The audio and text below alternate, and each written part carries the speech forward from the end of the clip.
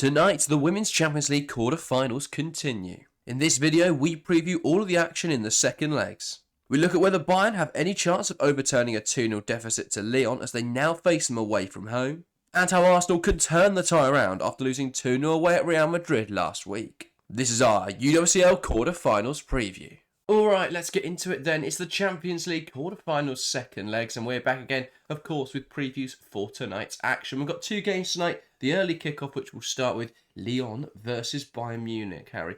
Looking back at the first leg, 2-0 win for Lyon. I think the first question I'm going to ask then, is there a chance for Bayern to come back tonight? There's a slim chance, I think, is the best way to put it. It was a first leg that I think, for the majority of the match, was well contested, and then an error just, a couple of errors before half-time meant that Bayern Munich found themselves a goal down, and they ended up conceding a penalty. Yes, it was saved, but still, it was a really poor 5-10 minutes in there for Bayern Munich, and that kind of set the tone for the second half. Lyon got another goal, and the difference between 1-0 and 2-0 on aggregate is very, very big. If Lyon were only 1-0 up, then there's a bigger chance that Bayern can get a goal and then just take this game to extra time. But with a 2-goal advantage, with Lyon, with the experience they've got, it's going to take a lot from Bayern Munich to level this tie back up. But who knows? They competed with Lyon pretty well in that first leg. I think they'll be frustrated to have lost it 2-0.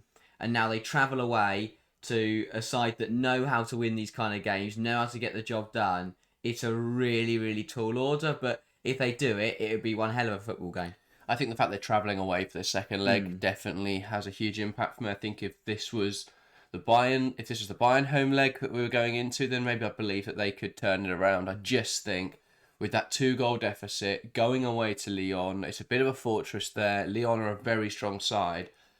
I find it very difficult to look at that game and see how Bayern turn it around. I think it's interesting. Bayern have got good players though. That's definitely not up for debate. If it is to be Lea Schüller leading the line, I think we didn't see much from her in the last leg. But if she does show up and shine a bit more, that's a huge threat for Bayern. We saw glimpses of Clara Buell as well, who I think, if one of those shots comes off, then suddenly it's 2-1. And then maybe that leg is a bit more open. So yeah, I just think they're a bit quiet in the first leg, Bayern, and that worries me because they didn't really get shots away. They didn't really trouble Christine Endler, and I think therefore it's difficult to see how it changes in the second leg. Yeah, it's one of those where, as you say, if they get if they score a goal, if they manage to go 1-0 up early doors, and suddenly they're going to believe. But that's easier said than done. With Lyon, they will have a very, very obvious game plan of start fast, go 1-0 up, give yourself a 3-0 buffer, because by that point it's game over, because Bayern Munich aren't going to win by 3 goals. So for Lyon, it'll be end this game early, put it to bed, and then just see it through.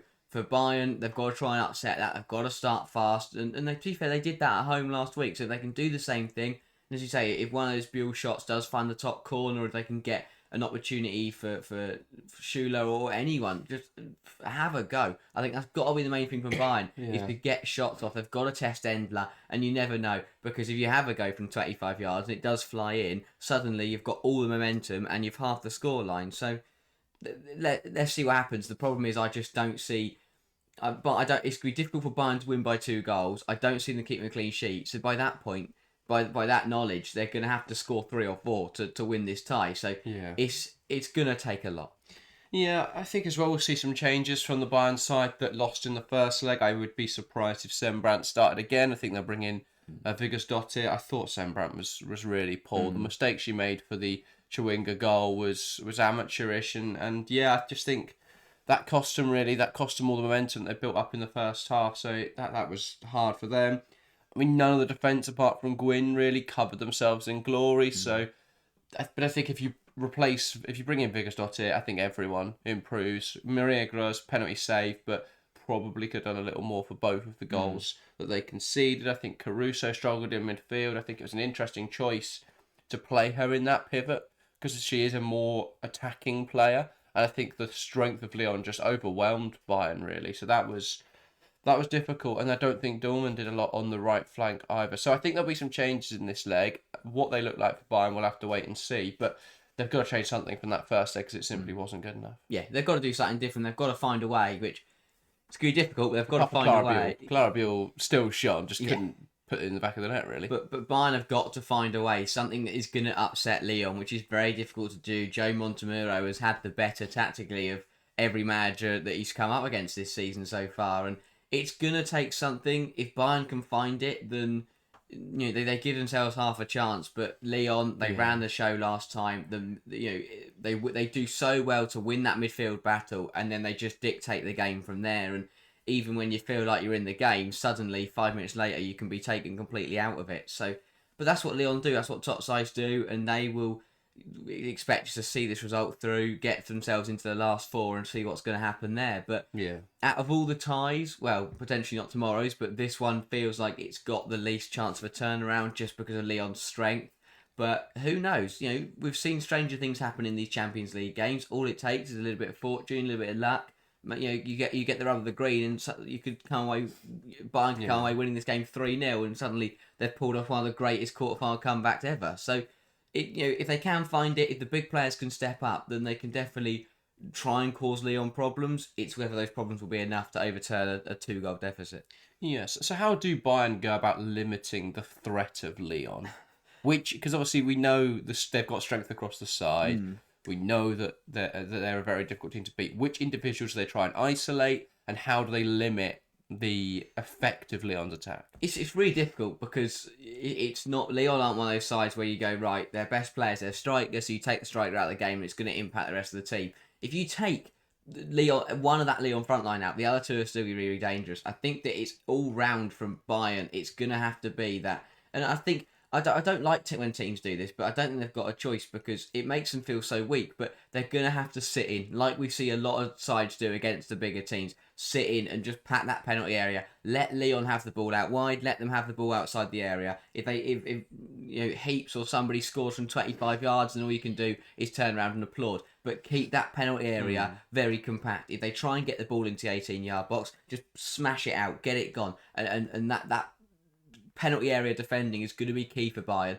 Don't make it easy for Lyon. If you let them just burst into your penalty area and shoot from 10 yards out, then of course they're going to score because they're Lyon. But if you limit them to pot shots, if you limit them to opportunities from range, then it's either going to take a wonder goal for them to score, or it's going to take a bit of luck. But the problem with that for Bayern, obviously, is they need to score 2 goals. So they're going to have to find a way to be really compact defensively. But when they get that opportunity, they're going to have to come forwards. They're going to have to spring and try and catch Lyon out. Well, I think they've got pace in that front line. So there's no reason why we couldn't see a very aggressive counter-attacking style. I think if they could, their box defending's got to be spot on, which I think for large parts of the game it was. The problems came for Bayern when they broke, when Lyon were able to break in behind, and obviously one came from the Sembrand error, and suddenly Chewinga's bearing in on goal, which isn't ideal, but I think that was when they were hurt. Those transitional moments, Lyon just turned the ball over so much more quickly than Bayern could get back, and that was a problem for them. I think if they can try and limit that, which, as you say, maybe sitting off a little deep. I think the problem is now, obviously, they need those 2 goals. If they'd sat off in the first leg and looked to play defensively, then maybe in the second leg they can try and hold on to something. It's going to be difficult for Bayern. I think if you try and limit the ball coming into Melchi Dumonet, that does limit them. I think as much as obviously Diani and Chewinga are still huge threats, I think Dumonet is the pinnacle of that Lyon side. If you could try and limit the ball coming into her, you make it difficult for Diani and Chewinga to play off of her. So I think in that regards, that is how you try and prevent Lyon. But it's a very tough ask. Got to be compact. Got to be solid. And got to be good at box defending, because that is where Lyon will look to hurt you. So it's going to be difficult. In terms of loose predictions, then, because we will give proper predictions on the live stream tonight. Make sure to join us for that. 5:45 kickoff will be live from 5:30. In terms of a loose prediction, Harry, what are you going to go for? I don't see, in terms of eventual winner, I think it's going to be Lyon. I just don't see a way that Bayern Munich turn around. But that doesn't mean that I don't. Whether Lyon win on the night will be interesting to see. I think Bayern will be up for it. I think they will be very solid, and it will make things difficult for Lyon. I'll probably say a Lyon win on the night and Lyon to go through on aggregate. Fair enough. I'm going to say a draw. I think I could see it being either a 0-0 or 1-1 game where Bayern maybe get a goal early on, and then Lyon have to then look to turn the game around. All right, on to Arsenal versus Real Madrid then, the second of our two Champions League quarterfinals tonight. Obviously, a 2-0 win for Real in the first leg. Let's start by looking at that first leg. A bit of a shock result, really. Yeah, really good stuff from Real Madrid. It was a performance that it was a game that I think we realised that it wasn't going to be easy. I think a lot of people were expecting Arsenal to rock up and smash them out of the water, but Real Madrid, they've proven over their last two games, they are a really, really top side, and we knew that going into the game. And I think it caught Arsenal out. I think it caught Arsenal fans out, and credit to Real Madrid because they played very, very well. And I like the fact that although it was at times it was very deep, it was very defensive. There were also moments in that game, especially early doors, where they weren't afraid of Arsenal. And they realised that Arsenal are the bigger club, but we're going to come here. It's on our home turf, and we're going to play football. And they did. They settled into the game really nicely, and that set them up so that when they got the opportunities to come forward on the counter, they really did punish Arsenal. And two really well taken goals.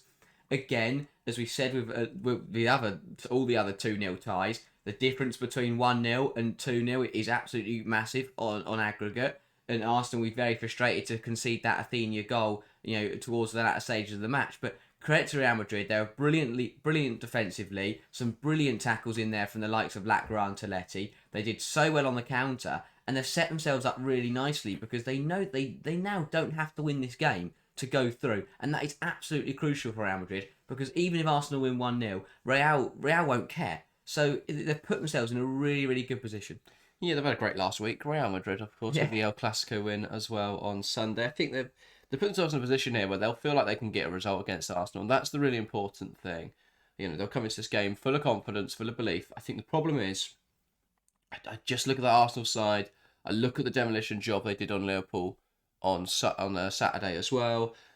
I could very much see Arsenal at the Emirates showing up in this game and winning it by a decent margin. Yeah, there's always that potential, and that's the thing. If this Arsenal side plays to the standard that we have seen at times this season, then whatever Real Madrid do won't matter because Arsenal will just win the game because they've got that kind of quality. It depends. It's all contingent on how Real Madrid come into this game and how they set up. If they make life difficult for Arsenal, it's going to be difficult for them to find two goals. That's the nature of the word.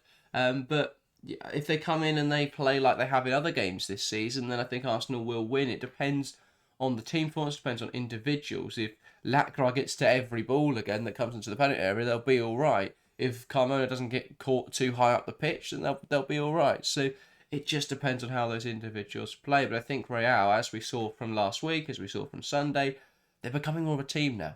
And that's important. I think they're a side now who can compete at this decent level of European football. I think Arsenal, on the flip side, were really poor last week. Got it tactically wrong. I don't know why Stina Blackstenius led the line. I don't know why Russo's played out of position.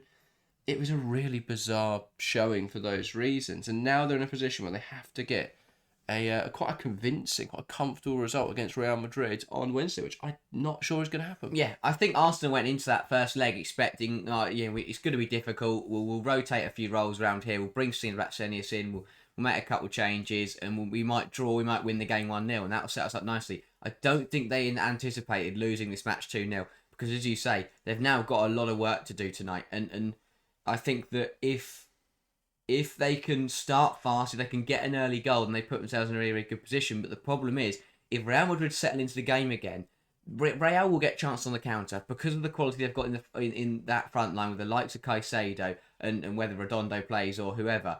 They've got the quality where they will hit Arsenal on the break, and again they were really clinical, and that is why Madrid are leading by 2-0 because they were so clinical in the final third. And if they're like that again, all they're going to need is one chance, and suddenly they're 3-0 up. And that is the massive problem for Arsenal, is that I think they're kind of in a position where they can't concede. I just don't see them. I mean, I know that they could end up winning 3-1, potentially. That doesn't seem too unreasonable, but that's going to take a lot, especially if Real Madrid bring that level. I'm intrigued to see what Real Madrid do, because obviously in the first leg they played that 4-3-1-2, but without Melanie Leopold, if they still want to play that, then they're going to have to bring the 17-year-old Iruna back in. They went to a 16-year-old. Turned 17. Yeah, just turned 17 between the El Clasico and the first leg. But I think that they played the 4-4-2 against Barcelona, bringing in Moller to play up front with Redondo. Whether they do that will be interesting to see. But that could be one where Arsenal get in. Real Madrid did really well to win that midfield battle because that midfield three of Toletti, Angeldal and Leopolds was absolutely brilliant. But if Real do switch to a midfield two, maybe there's a chance Arsenal can win that battle and then suddenly they look stronger. Well, can they just do that midfield three in a slightly different way? Drop Caroline Weir a bit deeper and then bring in Athenia onto a wing and then switch to more of a front three? There's options. We'll see how Real line up on the night. I think though losing Leopolds is a big loss. I think that is something Arsenal could look to target if there is a little bit less combativeness in midfield. But I still look at this game and I think it's incredibly tough to call, which is a huge compliment to Real Madrid because before the first leg I'd have been heavily on the side of an Arsenal win. But I think Real was so impressive in that game and so impressive against Barcelona that I now look at them as serious contenders. So it's going to be interesting to see what happens in this game. In terms of a loose prediction then, Harry, which way, obviously we'll give our proper predictions on stream tonight, but which way would you be swaying at the moment? Could Arsenal turn it around? Could they get 2-0, 3-0, something like that? Or do you think Real Madrid will see it out? I think just because of the way Real Madrid have played over the last week and the quality that they possess, I think that I do think Arsenal will win on the night. They're at the Emirates. They've got the quality to win the game, but I don't know if it'll be enough. I can see Arsenal winning by 3-1, but and then that would be interesting to see what happens in extra time and potentially penalties. But I do think Real will score again. I just think the quality in that front line will find the back of the net. Will Arsenal score 3 goals? It's interesting to see. So I think that Arsenal will win on the night, but whether that's good enough to send them through, I don't know. I could see Real Madrid nicking it on aggregate. I think Arsenal will get through. I think Real Madrid's attack is too contingent on Arsenal mistakes. We saw that in the first leg. If Arsenal play well, then I don't think Real will score. So I could see this game being 2-0. I could see it being 3-0. I could see it being 3-1. So it really does depend. But I think this game could be 1 in normal time. But Arsenal could be after extra time. Could even be into penalties. But I think it will be a really interesting tie. I think out of the 4 of them, this has got extra time penalties written all over it. Chelsea City I think is closer. But that is also true because there's less chance that Chelsea will win by more goals. But yeah, I think that if Arsenal play to the level that they did against Liverpool and they bring that high standard that we've seen in certain games this season, then they probably will wrap it up. I don't know. I think Real Madrid, I think they'll hang on pretty nicely. I think the maybe I'm taking too much from the El Clasico, but I thought that the big thing for me in that was the fact that even when Barcelona levelled, Real Madrid hung in there and went back ahead. It felt like, and that's something you don't see with the sides that usually sit back and defend. Usually they defend, but as soon as the bigger sides score, the floodgates open and they lose the game. But with Real, you saw that mentality where Barcelona equalised, but Real kept going and then Caroline Weir scored a double and they won the game. So I think Real have proven to me that even if Arsenal get one, they won't collapse, and that is the main thing. Is because, we saw Liverpool do it on Saturday. Liverpool conceded one, then conceded a second a minute later. I don't think Real Madrid will do that. And that could be the difference between Arsenal scoring 3 to win the game or Arsenal only scoring 1 or 2. Yeah, no, I think it's interesting. It really could go either way because, maybe they won't collapse. But I could see a Real Madrid collapse. That's football though. There's always going to be a difference in opinion. But I think there is still an element of Real Madrid which that could happen. I think it'll be a tight game. I think it'll be interesting to see what happens, but I just think Arsenal will edge it. But anyway, make sure to join us on stream for that one as well. We'll be live for both the games tonight. We'll be live from about 5:30. Little break in between the 2 matches through to pretty much 10 o'clock. Or, of course, if there is extra time penalties, well, there will be no breaks and we'll run straight through to 11. So, whatever happens, join us there. Should be good fun. Other than that, we're back again tomorrow with Champions League previews and then back again on Friday to review all of the action. So look out for all of those videos. Then, of course, this weekend back with the WSL content on Sunday. So look out for all of that. That, though, does round up today's video. Thank you guys very much for watching and we'll see you next time. See ya.